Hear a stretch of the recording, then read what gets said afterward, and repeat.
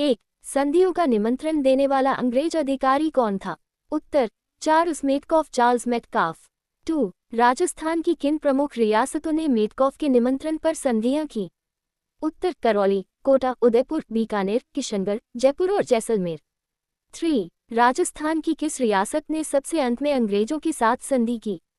उत्तर, सिरोही 1823 में।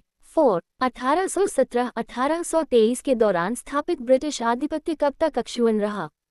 उत्तर, 1947 स्वतंत्रता प्राप्ति तक। 5. 19वीं सदी के आरंभ में राजस्थान में कुल कितनी रियासतें थीं? उत्तर, 20 रियासतें। 6. इन 20 रियासतों का शासन के आधार पर वर्गीकरण क्या था? उत्तर, 17 राजपूत, 2 जाट और 1 मुस्लिम शासक द्वारा शासित। 7. संधियों के द्वारा रियासती शासकों ने अंग्रेजों की कौन सी स्थिति स्वीकार की? उत्तर, अंग्रेजों की सर्वोच्चता सुप्रीमेसी। 8. अंग्रेजों ने रियासती राजाओं के किस अधिकार को स्वीकार किया? उत्तर, वंशानुगत राज्याधिकार। 9. अंग्रेजों ने रियासतों को किन 2 स्थितियों में सहायता का आश्वासन दिया? उत्तर, बाहरी आक्रमण से सुरक्षा और आंतरिक शांति एवं व्यवस्था बनाए रखने में। 10. प्रत्येक संधि करने वाले राज्य में किस अंग्रेज अधिकारी की नियुक्ति तय की गई? उत्तर, अंग्रेज पॉलिटिकल एजेंट।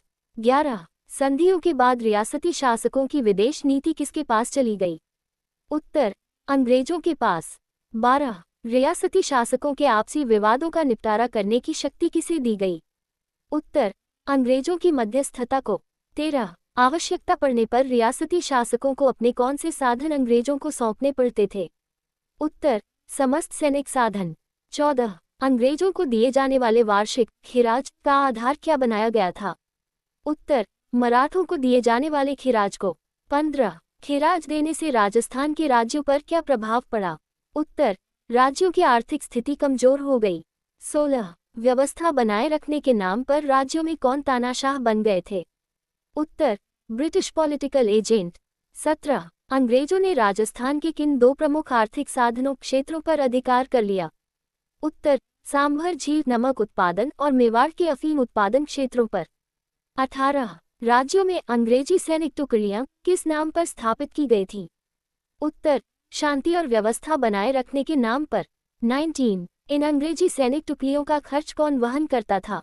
उत्तर, संबंधित रियासतें। संधि का निमंत्रण, चार्ल्स मेटकॉफ का निमंत्रण मिलते ही रियासतों ने संधियां शुरू की।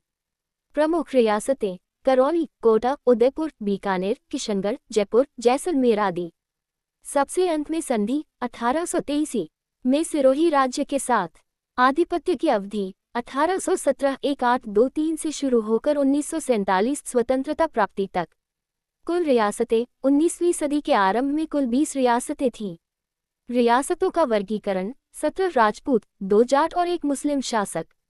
अंग्रेजों की स्थिति, रियासती शासकों ने अंग्रेजों की सर्वोच्चता स्वीकार की। राजाओं के अधिकार, अंग्रेजों ने राजाओं का वंशानुगत राज्याधिकार स्वीकार किया। सुरक्षा का वादा, अंग्रेजों ने बाहरी आक्रमण से सुरक्षा और आंतरिक शांति का आश्वासन दिया। पॉलिटिकल एजेंट पीए, प्रत्येक राज्य में 1 पीए रखना तय हुआ बिना हस्तक्षेप के वादे के साथ। विदेश नीति, शासकों को अपनी विदेश नीति अंग्रेजों को सौंपनी पड़ी। आपसी विवादों को सुलझाने के लिए अंग्रेजों की मध्यस्थता अनिवार्य की गई।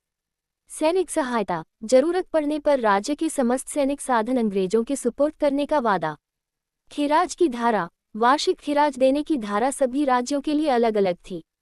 खिराज का आधार, यह मराठों को दिए जाने वाले खिराज पर आधारित था। स्वतंत्रता का हनन, सुरक्षा तो प्राप्त हुई पर राजाओं को अपनी स्वतंत्रता खोनी पड़ी।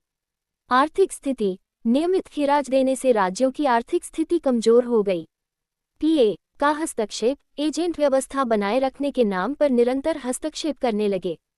राजाओं की उदासीनता, अधिकारों में कमी के कारण राजा शासन कार्यों के प्रति उदासीन हो गए। एजेंट की तानाशाही, बदली परिस्थितियों में ब्रिटिश पॉलिटिकल एजेंट तानाशाह बन गए। बलात् खर्च, खिराज के अलावा कंपनी समय समय पर कई खर्च जबरन बलात् थोप देती थी।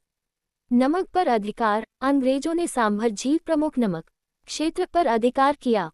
अफीम पर अधिकार, मेवाड़ के अफीम उत्पादन क्षेत्रों पर भी कब्जा कर लिया।